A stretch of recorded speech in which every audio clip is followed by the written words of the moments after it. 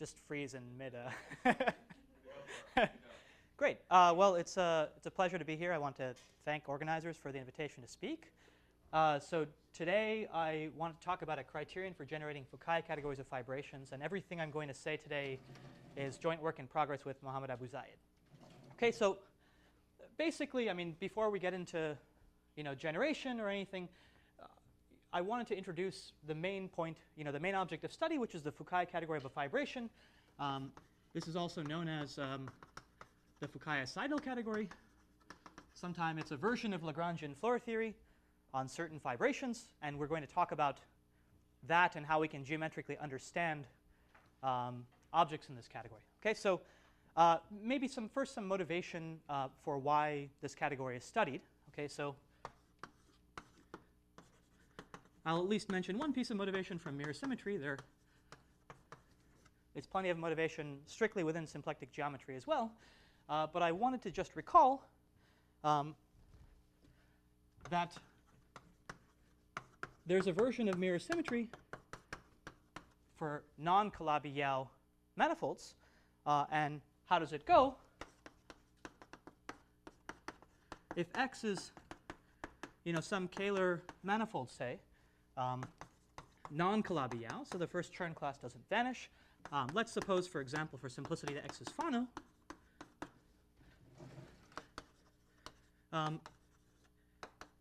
Then the mirror to X, in the sense of mirror symmetry, should no longer be a Calabi-Yau Kähler manifold, but actually a pair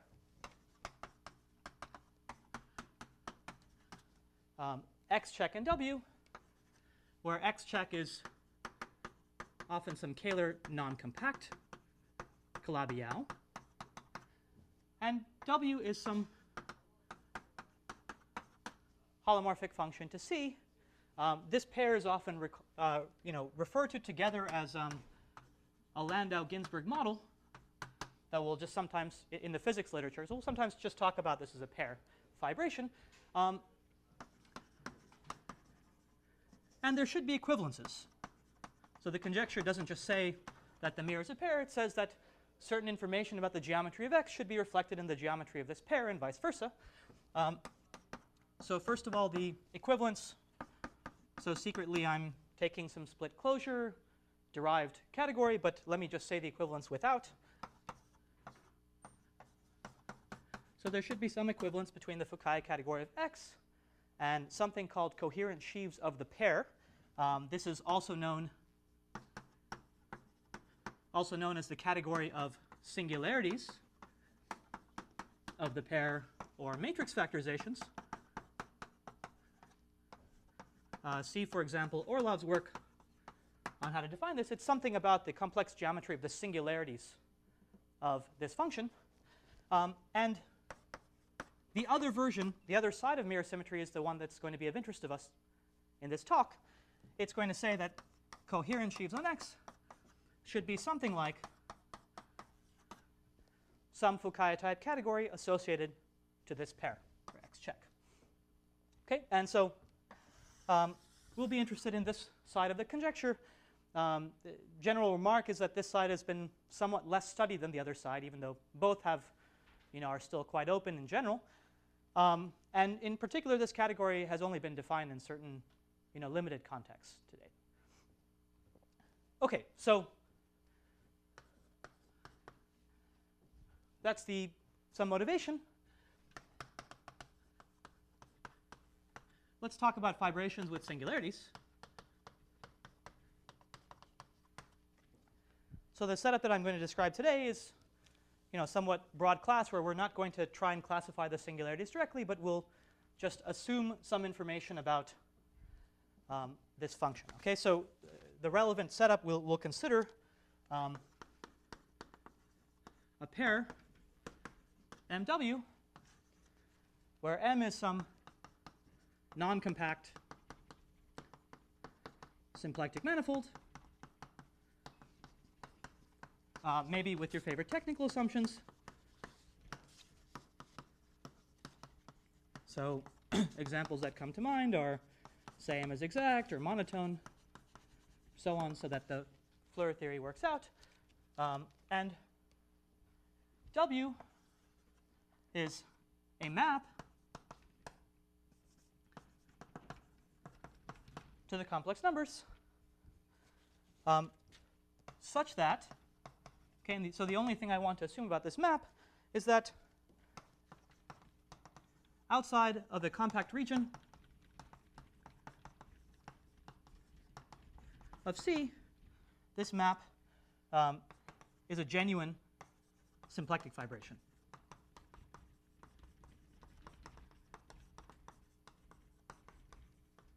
Okay, so we can draw our picture of C, and we might imagine that there's some bad set, some critical locus, but it has to be contained in some compact subset of C. Okay?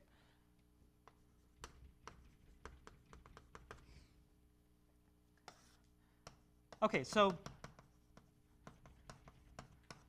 there are many examples. I just wanted to list a couple of them because at least one or two of them will be our working examples for the talk when we want to try to indicate what's going on with geometry. So the first example that we'll study is the case that M is W is a Lefschetz fibration. Okay, so a Lefschetz fibration is a particular non-degeneracy restriction on the type of singularities. We say specifically that the critical points are discrete, and the local model for this function near a point in the critical locus is given by something that looks like a holomorphic Morse function.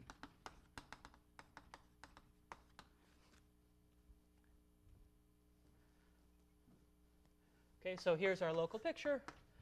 Here's our critical value. Above this, we'll have locally something that looks like that, and our general fiber will be some smooth quadric.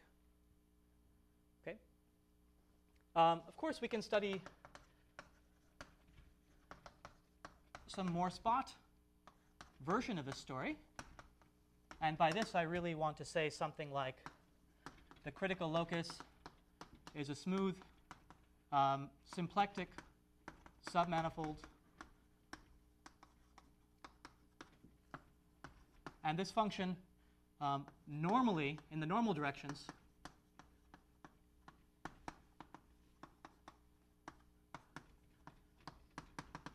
looks like this standard Morse model, except with fewer coordinates. Okay, but we can consider something more general, of course, as well. And I just want to, give a general example.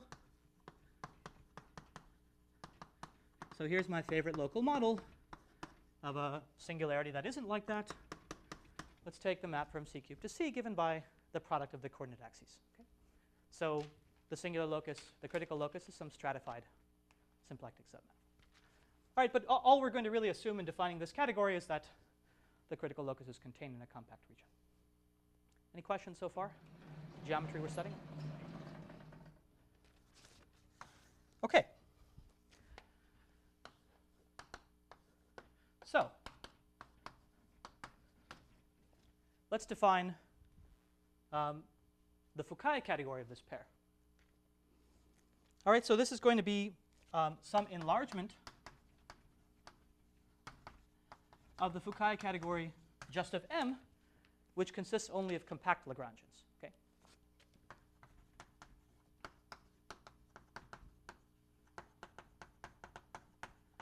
Okay, so we're going to enlarge this category by introducing some non-compact Lagrangians, and along the way I'll of course remind you what the Fukaya category is morally. Okay, so how should we? Well, it's some category, so I should tell you what the objects of this category are going to be. So they're going to be closed, properly embedded, possibly non-compact,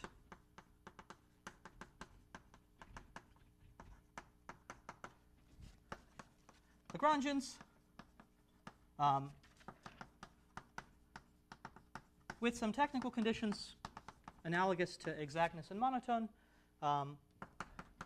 maybe equipped with some extra data, like pin structures, things like this, in order to make gratings work out. I want to suppress those for this talk. Yep.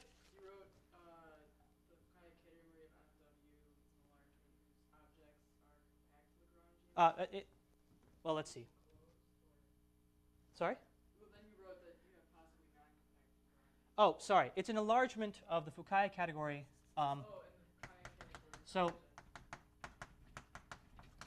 how about this? It's an enlargement of the Fukaya category of compact Lagrangians. Oh, okay. That's really what I meant to say. Sorry for the confusion there. OK, so the objects are these closed, properly embedded Lagrangians, satisfying one extra condition, whose image under W looks like, well, is contained in the following set. Let me draw it here. So I can do anything in some compact region, and then outside of that compact region, it should be some straight line parallel to R plus.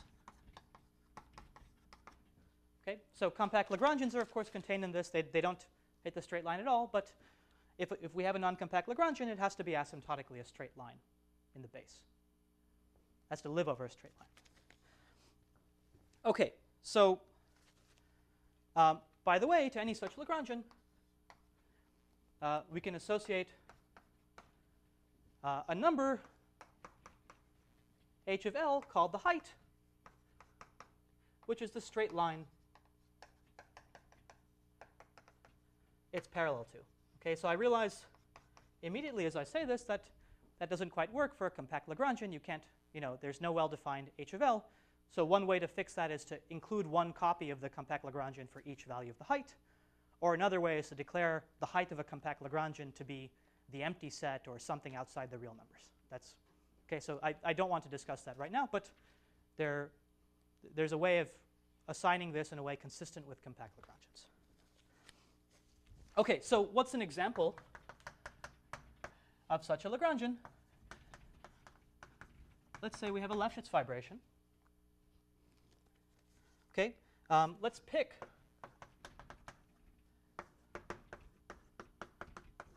some path from the half-open interval 0, 1 to C in the base with gamma of naught in the critical values of W. Okay, so here's my picture. Here are my critical values on the base. Let me draw some path like that with gamma of t parallel to the real positive axis for t close to 1. Okay, so I want to associate to such a path a Lagrangian in the total space. And there's a standard construction. So we can associate this Lagrangian in M called a Lefschetz thimble.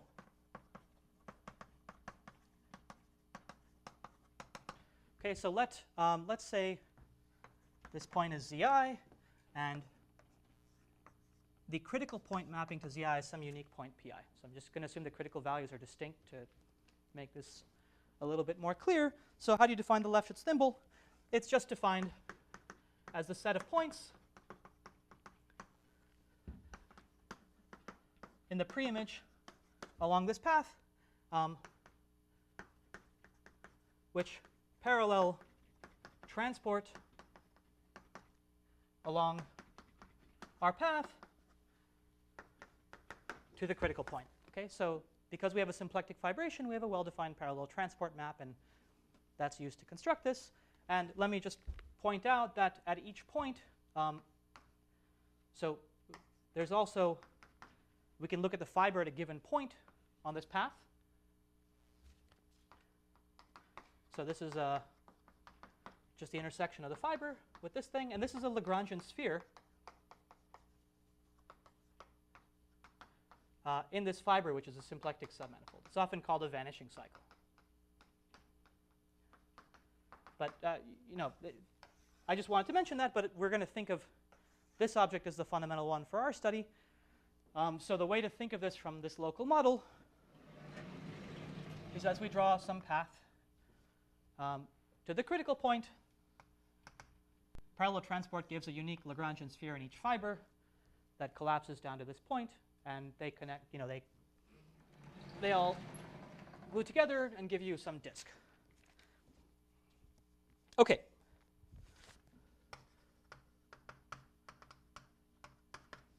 What are morphisms in this category? Okay, so we have a problem because I'm considering all objects that are parallel to these straight lines, but they may be parallel to the same straight line and we get intersection points at infinity.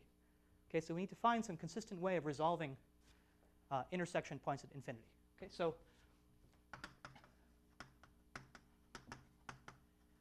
let me just say we resolve intersection points at infinity, and it's going to be asymmetric. Okay, and I'll explain what I mean in a second.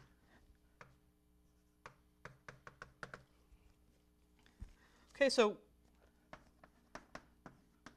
let's consider the following flow on the complex plane. Okay, so let rho t be the following flow on C. So let's just draw a picture. Okay, so it's 0 in a compact region, and then we start to get vertical translation until kind of near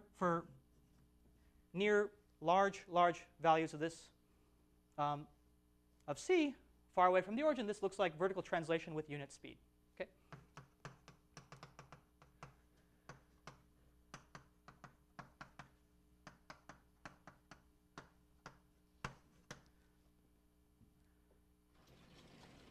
Okay, so the point I want to make is that if you have some non-compact Lagrangian, if I take the height of its time t flow, this is exactly the height of L plus t. Okay?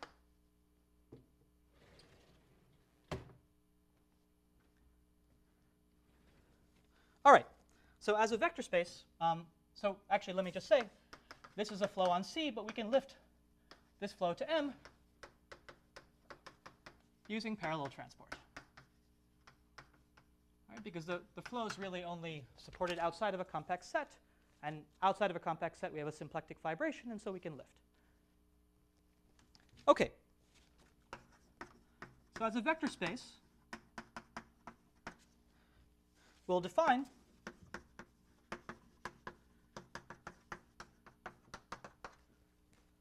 Hom in this category from a pair of Lagrangians to be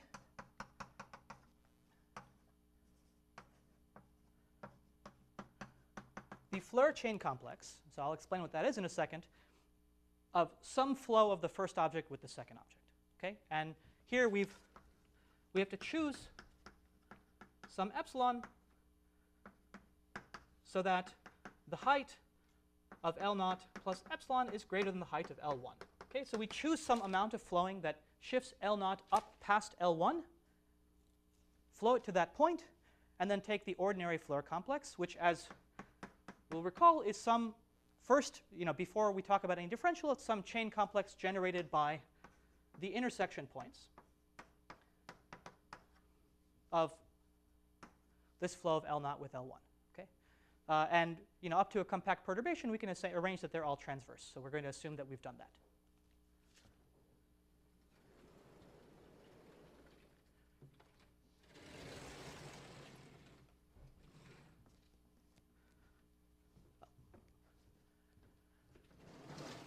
Okay. The height of L0 is much smaller than the height of L1. You still have to pick a large epsilon? Yes, absolutely. You still do. You have to pick a large epsilon. Well, so I'm going to explain morally what the answer is. I'll tell you what the homology of this morphism space is. And then I'll explain that if you want to construct A-infinity structures, this really doesn't work. And you have to pick some way that morally is doing this. Okay, so I mean, it's a point I don't want to go into in great detail, but I'll say something about it. Okay. So let me just say, if L0 is compact, then rho epsilon of L0 equals L0. Okay, so this is the usual Floer complex. And now let's just say what the differential is. So it's the usual Floer differential.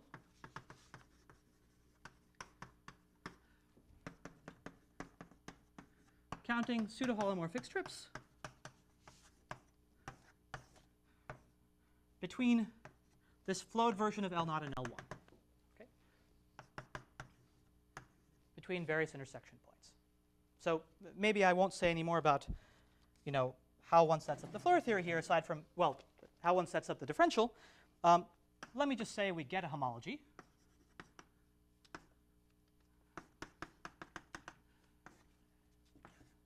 Of rho epsilon L0, L1, which is supposed to be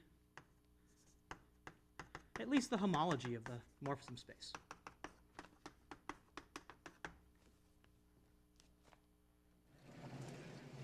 Okay, one other thing to say. In the literature, so we're using a fibration to see. There's an equivalent way of setting things up where you just look at a manifold with boundary mapping to the disk. Okay. So you could also look at some manifold with boundary mapping to the disk, satisfying some assumptions. And now what you're going to be doing is parallel to the real positive axis is going to mean something like, straight radially in every direction except for -1. Okay, so let me just say heights turn into radial directions.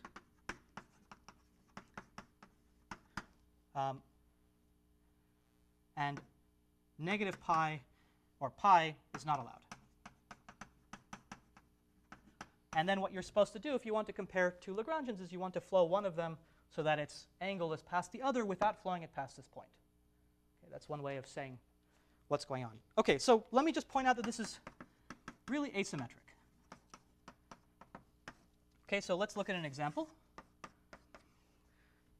Let's look at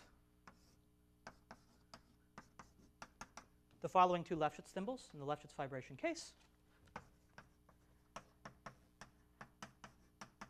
So if I want to look at Hom from this first Lefschetz thimble delta naught to delta 1, this is really, well, cohomologically it's supposed to be we flow delta naught up until it's past delta 1, and then look at the intersection points. And so there are intersection points in C, so there could be intersection points in the fiber. So morally, this should be like the Floer homology of the associated vanishing cycles in the fiber, which may not be 0.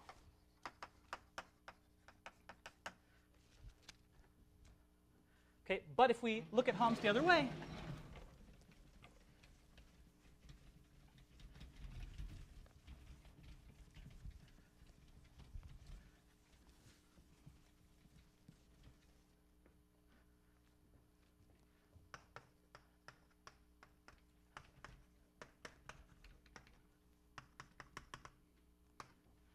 well, we're supposed to flow now delta 1 so that it's past delta naught, but it's already past delta naught. So if we flow it further, there's no hope of intersecting delta naught, right? So it's just 0.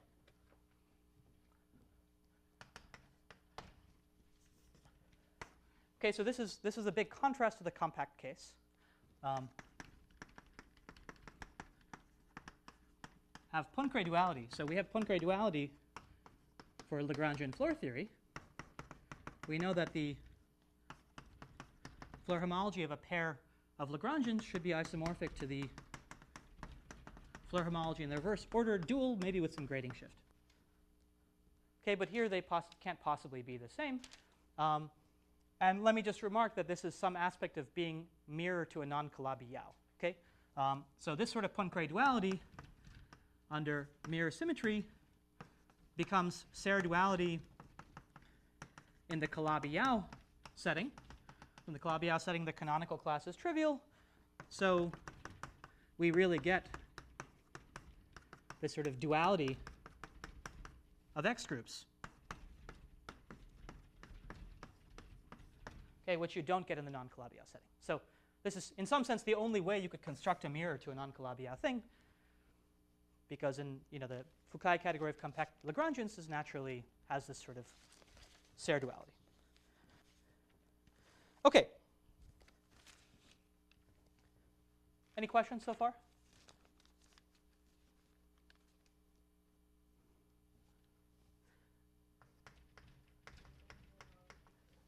Sorry, what?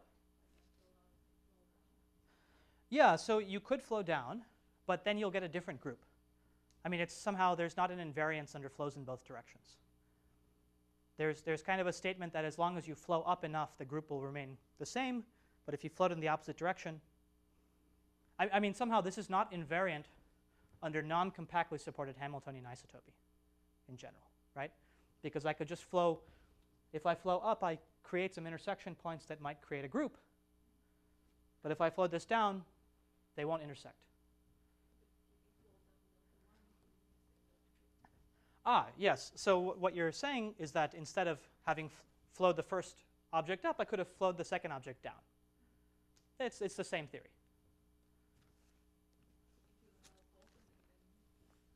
Right. So you have to choose one of them at a given time. So you have to choose a convention, and the convention is like, we'll flow the first object up when computing HOMs. And the thing that happens is you get a perfectly consistent category by doing this.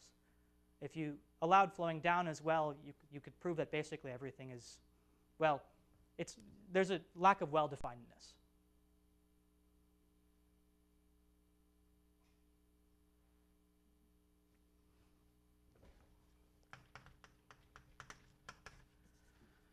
Okay, so this is an A infinity category. So I'm going to say a little bit about compositions, though I don't want to really talk much about the higher A infinity structure. Okay, so let's say we have L0, L1, L2, and epsilon prime times of flows such that the height of L1 plus epsilon is greater than the height of L2. The height of L0 plus epsilon prime is greater than the height of L1. And the height of L0 plus epsilon prime is greater than the height of L2. Did I get the order of that right? Yes. Okay. So let's say I have a situation where kind of everything's in the right order, right? Or let's say I have flows that put everything in the right order. That's really what this is saying. Then can define a product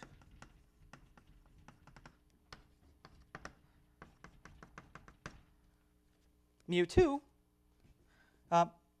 from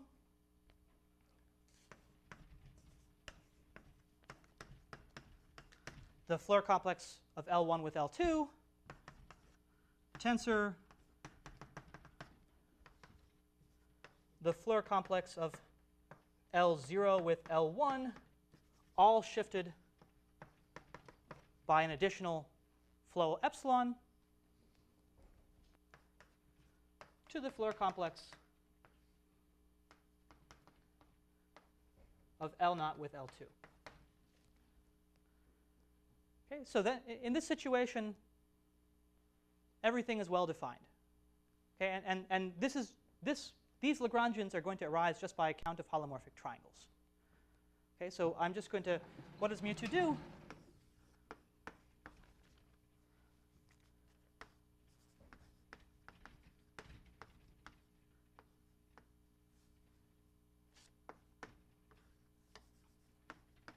It's going to count J holomorphic disks of this form with asymptotic boundaries on, some L2, some flow of L1, and some further flow of L0. Okay. I just want to mention that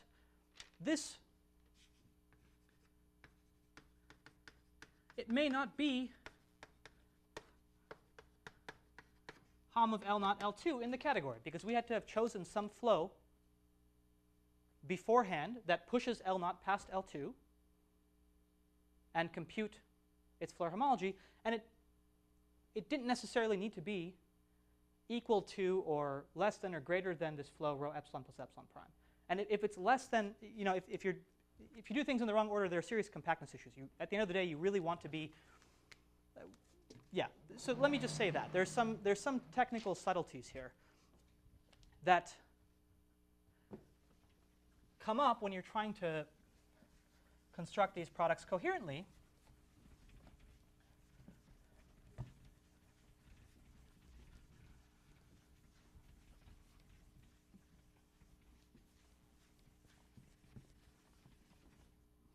And so let me just say, instead, there's a simpler way of setting things up than doing all these flows, which is we'll define a directed category, which I'll call O. This is not the Fukaya category of the fibration, but objects are Lagrangians. And we'll say that the Hom in O from L0 to L1 is the ordinary Floer chain complex of L0 with L1 if the height of L0 is greater than the height of L1. Okay, so if this Lagrangian was further ahead than L1,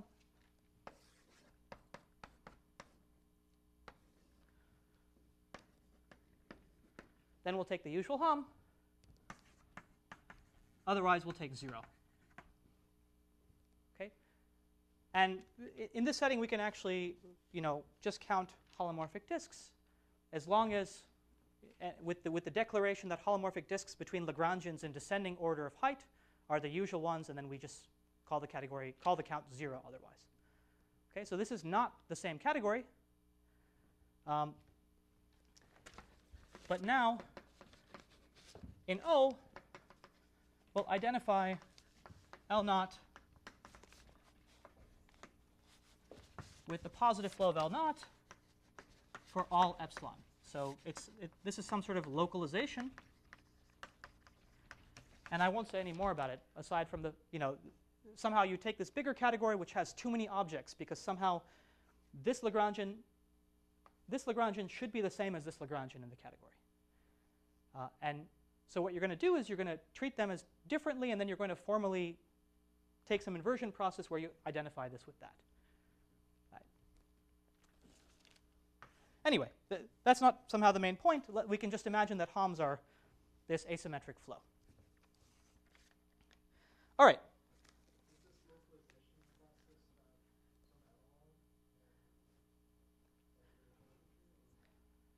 I mean, it's a form of categorical localization. So you have a collection of morphisms. Sorry?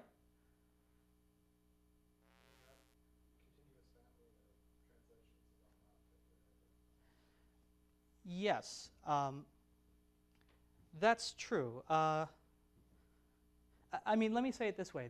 The category O is some technical category that helps us define this category, helps us define the Fukaya category of the fibration. It doesn't really have a known analog in mirror symmetry. So it's in some sense way too big, right? Because there's this object, even for a given thimble, there's this object, there's that object, and they're all considered as different in this category, when they really shouldn't be. They should be isomorphic objects. Okay, so anyway, I only wanted to make this point briefly. Sorry for going into depth about this. Let's just pretend for a second that our Homs were computed in the original way of flowing. Okay, so now let's talk about generation. Okay, so we'd like to understand this category. We'd like to decompose this category into certain pieces. What's the philosophy behind finding a generating collection? Well, Lagrangians in M could be very complicated. It might be difficult to enumerate all of them.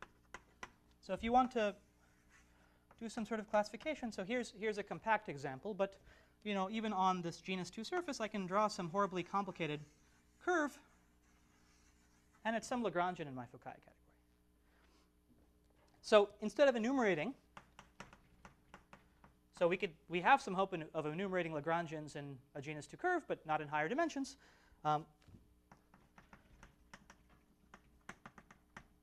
Let's hope that there's an essential generating set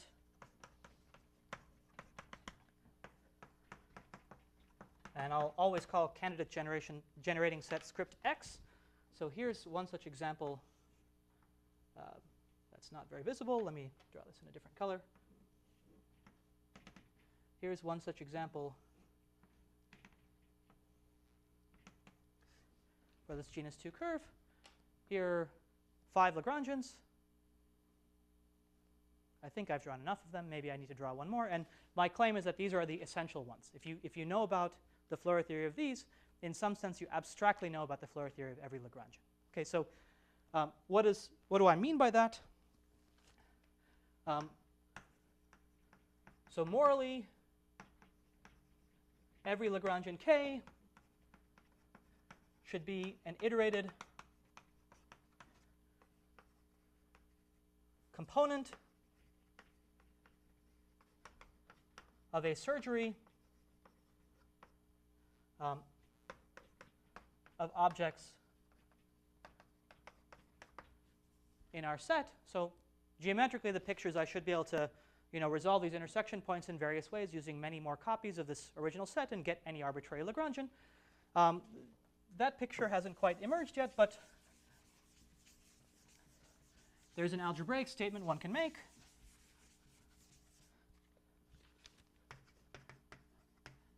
Algebraically, every other Lagrangian K should be a summand of some complex built out of this collection X. So I can allow myself to consider complexes of objects, and every Lagrangian should be some summand. Another way to say it is K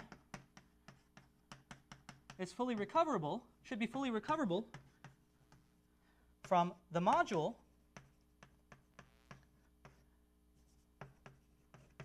Hom from K into the LIs.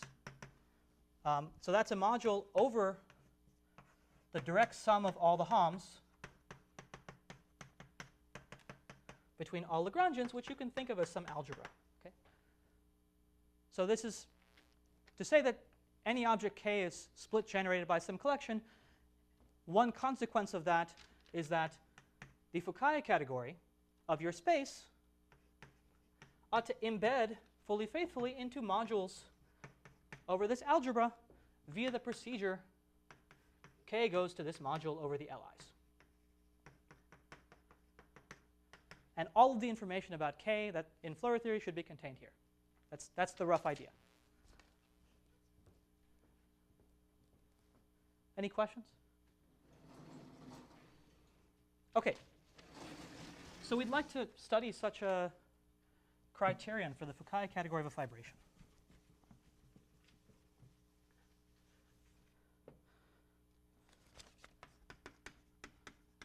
So let me just say first what's known for the pair.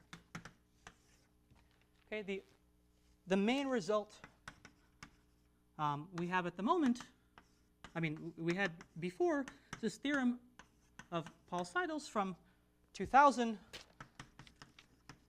whose proof is in the book, Fukaya categories in Picard-Lefschetz theory. And the result is as follows. Okay, so let's say, so the theorem is for a Lefschetz fibration. And it says, let's take any collection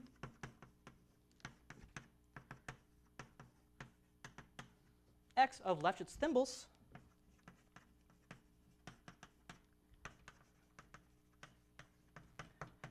one for each critical point. So picture is I'll draw one such path for each critical point, and I'll call that my collection. Then two things are true. That this collection generates any other Lefschetz thimble, and this collection generates compact Lagrangians.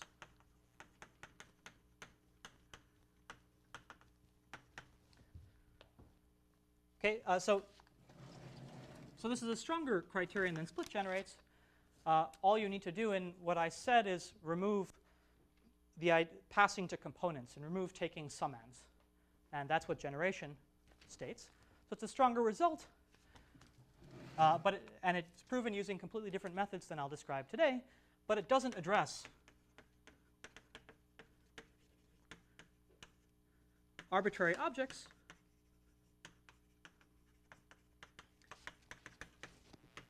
in the Fukaya category of this Lefschetz fibration.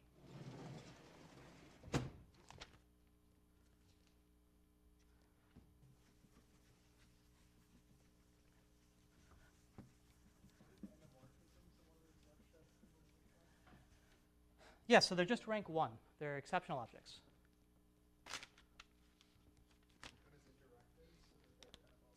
It is directed. That's right. So if you it will be directed by kind of the heights of these paths that you pick.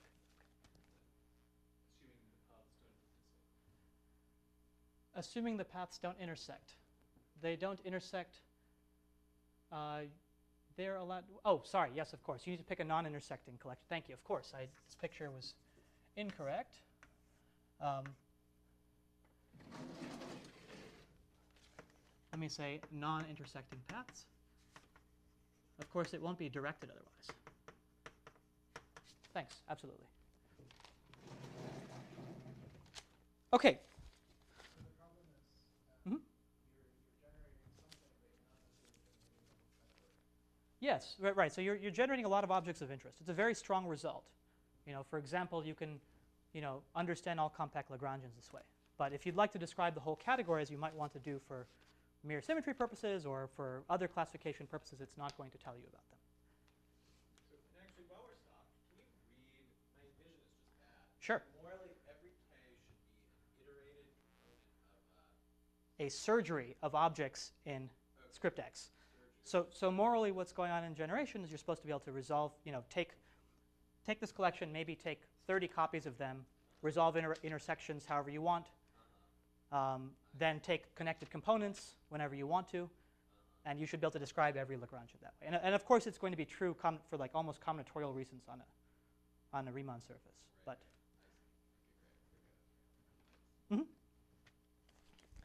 OK, so the hope basically is to find a different argument or some criterion that will tell you when you know you have enough Lagrangians, you know you have this essential collection. Okay, and so such criteria have appeared in other settings of Fukaya categories. So let me just recall that there are several generation criteria. Okay, so the first version of such a criterion is due to Abouzaid. So this is in a non-compact setting, but without an extra function, auxiliary function. And there's a version due to Abouzaid, Fukaya-Oh-Ohta-Ono,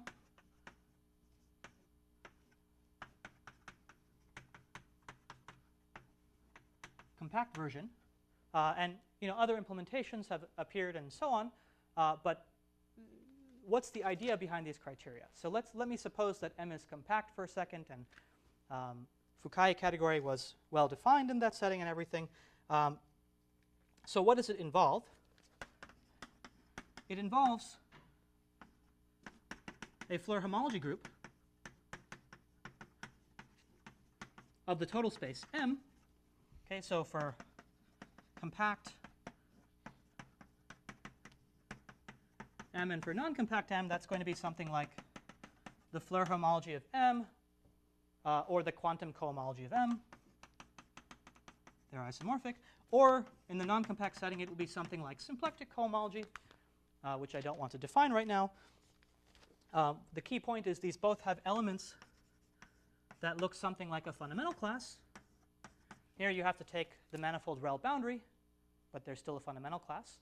And you want to look at some interactions between this fundamental class and morphisms of this, putative generating collection.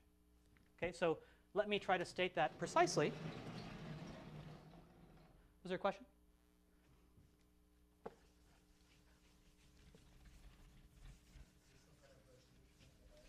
Yes, I mean it will kind of a posteriori. This is supposed to be some, geometric incarnation or Floer theoretic incarnation of resolving the diagonal. Okay, so the argument, for that goes back to Bailenson, of course, but maybe let me not mention it. Okay, so it involves a group like that and a collection of cyclically composable morphisms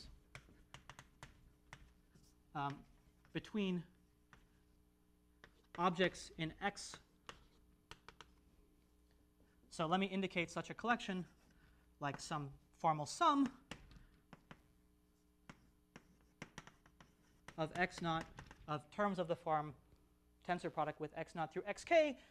What does this live in? It lives in some big direct sum of cyclically composable Hom spaces. So first I'm going to take Hom from Lik to Li naught, and then I'll tensor with Hom Lik minus 1 to Lik, and then finally I'll end up Hom from Li naught to Li1. Okay, so this is some cyclic composable sequence of morphisms. This is often called the Hochschild complex, the Hochschild chain complex.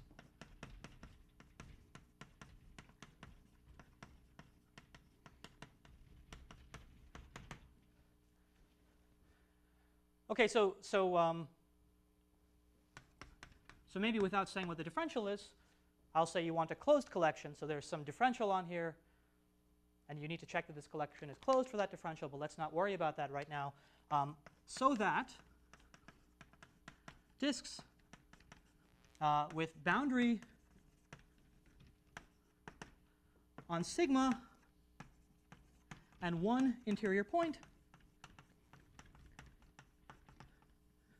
sweep out this thing that we were calling the fundamental class. Okay, so what do I mean by that? When I say disks, of course I mean holomorphic disks. And what I mean is I'm going to each of my cyclically composable chains of morphisms, I'm going to study some moduli space of this form with these boundary conditions. I'll evaluate at this point, and then I'll sum the result over all the elements in my chain. And the idea is once I evaluate and see what cycle is swept out by this interior point, it should sweep out the entire space.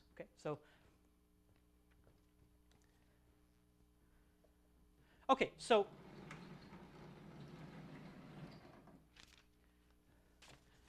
let me just say, why do these Floer complexes arise? Let me just say morally that these should be the things that are mirror to the cohomology of polyvector fields on the mirror, and it's whatever group that arises that should be mirror to this. Okay. Okay, so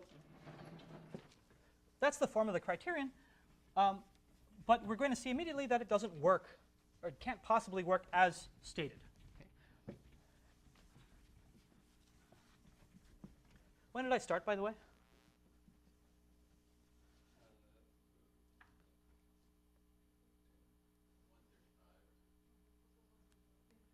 Okay, so I have about a little over 10 minutes. Great.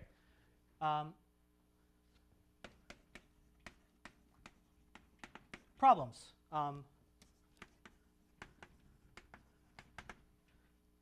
For this pair, okay? We didn't have a candidate Floer homology group. Okay. So what's the mirror the Pauli vector field cohomology in this case. All right, it's not going to be one of these. So they'll be too small, and they won't have the right Floer theoretic properties, it will turn out. 2, we can't even hope to find such a chain. Okay, there are not that many chains like this. Okay, no hope of finding cyclically composable morphisms in most cases. Okay, so let me recall why. It has to do with this asymmetry. Okay, let's say I draw an example like this.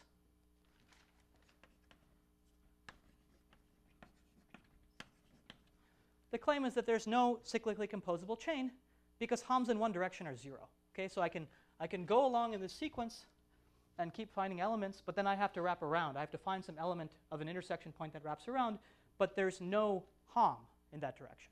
Okay, so hom of delta I delta j is 0 for I greater than j. Right? So we immediately run into problems. So at this point, it's worth mentioning that there's some extra information coming from geometry, all right, that will help us with these problems.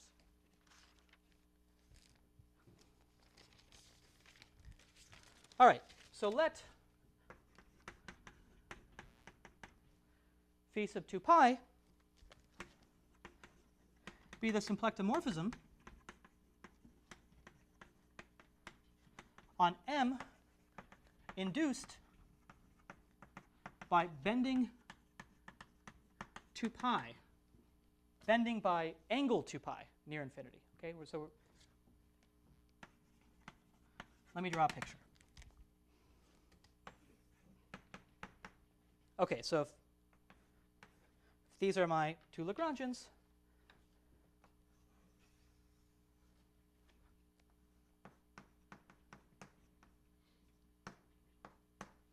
okay, here's phi 2 pi.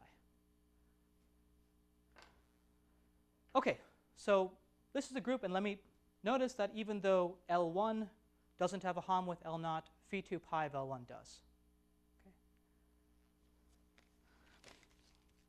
All right, so let me point out that such a symplectomorphism isn't completely new in the study of these fibrations. It's an old conjecture now due to Kontsevich, and so partially verified for a Lefschetz fibration by Seidel that if I take the inverse of the symplectomorphism, this is mirror to the Serre functor.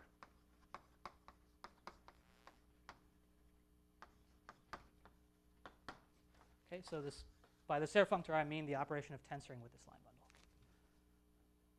Okay, so in particular, the thing I'm describing should be mirror to the inverse Serre functor. Okay.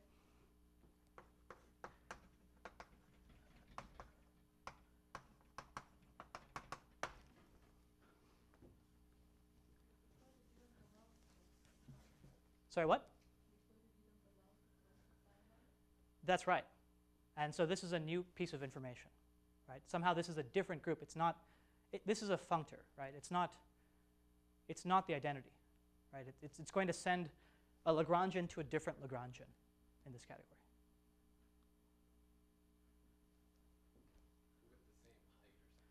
With the same height or something? Yeah, with the same height.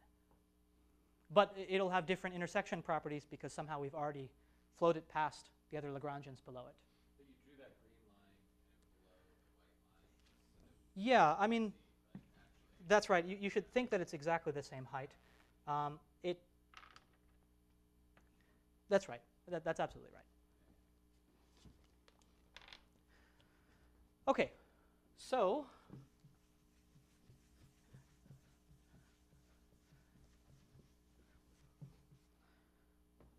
we have this extra piece of information, and now, since I'm somewhat short on time, let me at least state the main results.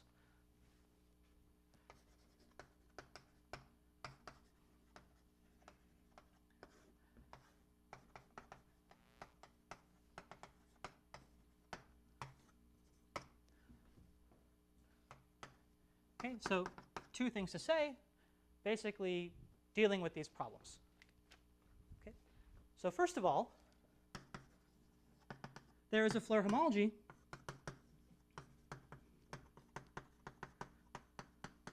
associated to the pair MW, which let's call it HF of MW. It's an invariant of the pair. Okay.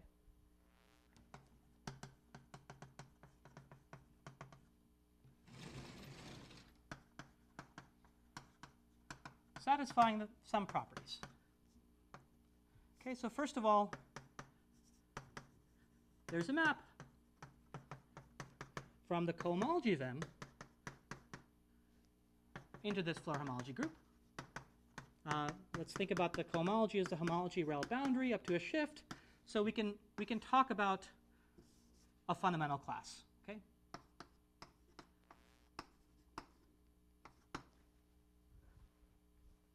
Second of all,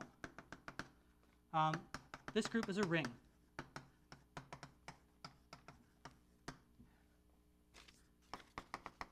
Thirdly, it's not 0 or the cohomology of M.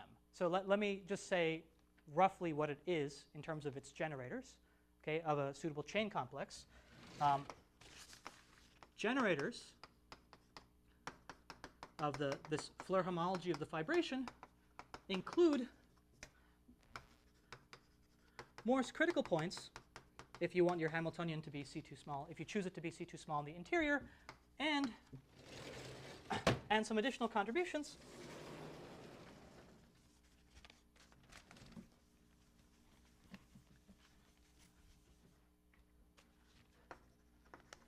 And fixed points of the global monodromy.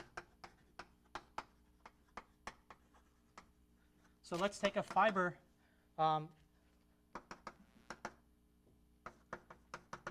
really near infinity. There's some global monodromy map induced by, moving around in a circle, a very large circle away from all of the bad locus. And you can look at fixed points of that, and each fixed point will give you a generator for this complex. Okay, so it looks, one quick remark before I state the second result, looks almost, so for people who work with things like symplectic cohomology or linear Hamiltonians, it looks almost like Floer homology for a Hamiltonian of slope 1 plus epsilon near infinity in the complex plane. So this Hamiltonian will pick up generators from the interior plus time 1 orbits at the boundary, but that's the wrong thing, okay? Because those time 1 orbits come in S1 families, and this Floer homology group only has half of those generators, okay? So where we take only half of the S1 orbit generators. Okay, so that's all I really have time to say about that Floer homology group, but happy to talk about it afterwards. Let me kind of.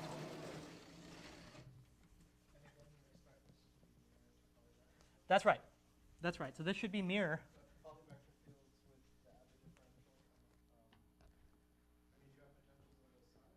No, there's, I mean, in this sort of toy example, we're pretending we're mirror to, Fano, say, exactly. So this should be, the conjecture is this is mirror to just polyvector fields on our mirror. Okay. And finally, the second main result is the generation criterion in this setting. So if there exists a sum of elements of the form, so it's going to look a little bit like the same, just some sum of elements, except now what chain complex do they live in? I have to be a little careful. Let me think of this in some big direct sum again, where the first term, instead of being a wraparound term, I'm going to twist first my first Lagrangian before wrapping around. So it almost looks like a cyclically composable sequences of morphisms again. But the wraparound term, which I mentioned, is actually often 0 for this in this directed setting. is replaced by a twist of the wraparound term. Okay. So there exists a closed sum. Of course, I'm going to ignore the differential in this on this complex, but let me just say you could think of this as the Hochschild complex. So it's a twisted Hochschild complex.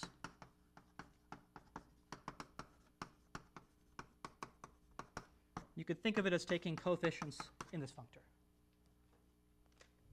Or if you want to think, if you like twisted Hochschild homology, turn that functor into a bimodule, and that's kind of really what we're using. On the near side, I also interpret this as a total space of Yeah, so actually, if I have a minute, I was going to mention exactly what the mirror to this is.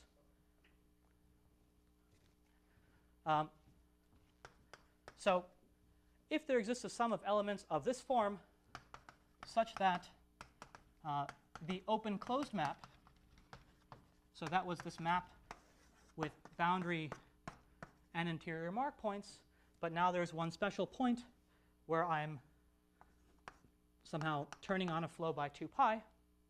Okay, so there's some way of defining such a map, and the claim is things are set up so that the open-closed map applying to this will land exactly in this group. Okay? So if we have a collection such that that open-closed map hits the thing that I called the fundamental class, then again,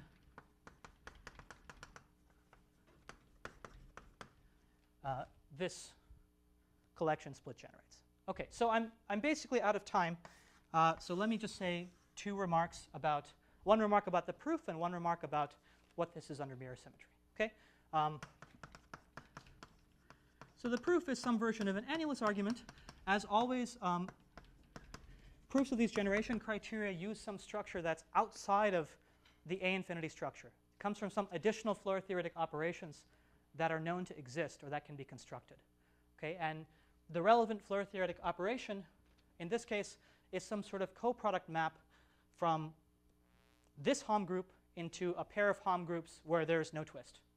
So there's some new Floer theoretic map that features in this proof.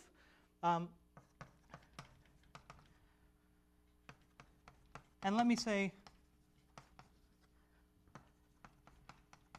what the mirror symmetry motivation for looking for such a twisted Hochschild homology group is. It's the following. It's that whatever candidate cycle you find, it should be mirror to the volume form. Okay?